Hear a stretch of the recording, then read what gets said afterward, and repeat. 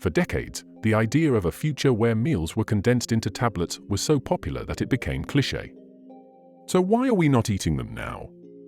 It is a constant theme of early science fiction and one you are almost certainly familiar with. The man or woman of the future pops a pill onto their tongue, knocks it back and is almost immediately satisfied. For inside the little white capsule was a full 3-course meal, designed to mimic the meals of the past in a single convenient, portable dose. Take the 1930 science fiction musical Just Imagine, which tells the story of a man who is woken from a 50-year coma to find himself in 1980s New York.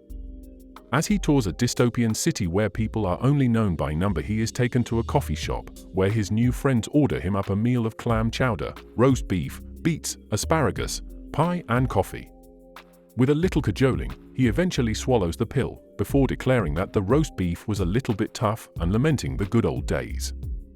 But if you look back to these good old days, the roots of the meal in a pill stem not from the fertile minds of science fiction writers, but from the politics of the day. In the lead-up to the 1893 World's Fair in Chicago, the American Press Association asked writers from a number of fields to promote the event by writing essays on what they thought the world of 1993 might look like. Their work was published in small-town newspapers across the country. The turn of the century also brought a fear that the planet simply could not provide enough food for its people, given the then current rate of population growth. In the 1920s and 30s, the meal pill showed up in popular media as something inevitable, with a touch of the scary. Satire often tried to soften the blow. In 1926, a newspaper in Utah ran a series of cartoons poking fun at the idea.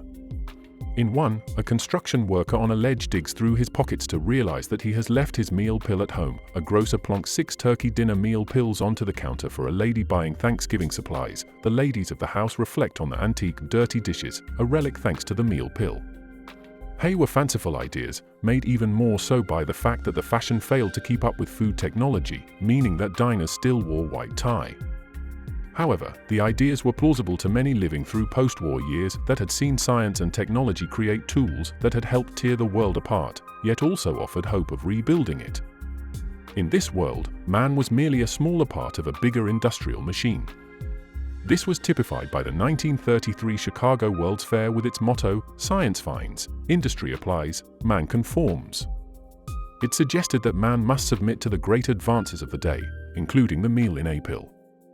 Rather than derive pleasure from food, it was instead something to be controlled and reduced to its component parts. It was not nourishment for the soul, but sustenance for life, and man must simply swallow the pill as the future of food came barreling towards him.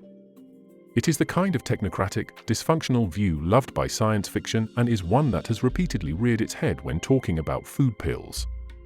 For example, in his 2006 book Meals to Come, A History of the Future of Food, Warren Belasco writes, "While most people vow and hope that they will never rely on pills for food, they presume future generations will conform to whatever science finds, pills, algae, or other dystopian horrors."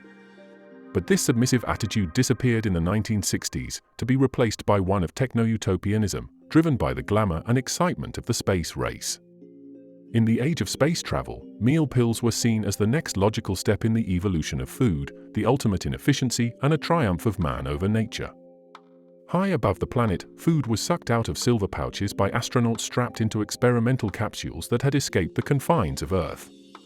These space powders, that could be rehydrated into gels and were unlikely to spill out into the delicate capsules, aimed to provide nutritionally complete meals that could be eaten through straws. And back on Earth, children and adults alike wanted to be part of the action.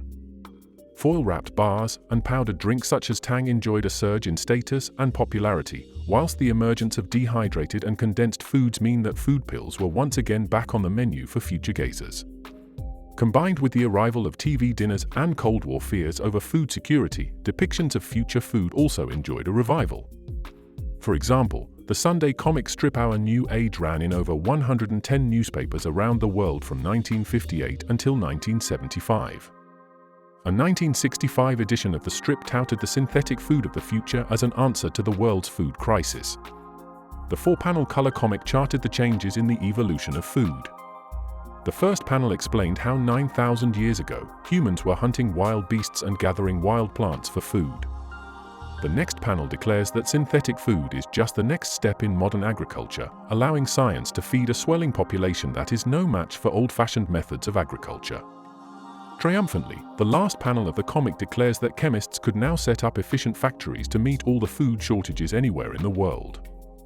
Just as US President Herbert Hoover had won the election in 1928 on a promise of a chicken in every pot, the promise of the 1960s seemed to be on a meal pill in every pocket. As with so many visions of the future, however, the meal in a pill turned from an object of fascination to one of ridicule. In the 60s and 70s, cartoon series like the Jetsons and films like Sleeper poured cold water on the idea, lampooning the dreamers of yesterday. The trouble, of course, is that it is just not possible. Military programs have came up with ever-compressed rations and pills that could help stave off hunger, but the idea of a three-course meal remains as remote as the depiction of New York in Just Imagine. But perhaps we have always known that. In 1936, the Jefferson City Post-Tribune ran an article recounting the views of a Dr. Milton A. Bridges of Columbia University. In it, he declared, "Human beings are never going to eat pills for meals. Pills can never be made to contain sufficient caloric volume. It is perfectly plausible to supply all the vitamins and minerals needed for a meal in pill form. But you can't get calories except by eating food." It seems that humans were seduced by the idea of a meal in a pill, whilst the reality was harder to swallow. This was certainly the case for the Women's Club in Missouri, which held a year 2000 dinner event in 1944. A variety of meal pills were served: Tutti Frutti pills, a brown pill for the meat course, and a miniature chocolate pellet for dessert. The ladies in attendance were no doubt content to play future until reality came back to bite them.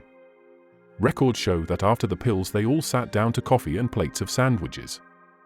This is an article published by BBC, see the credits in the description below. And don't forget to give me a like. See you in the next video.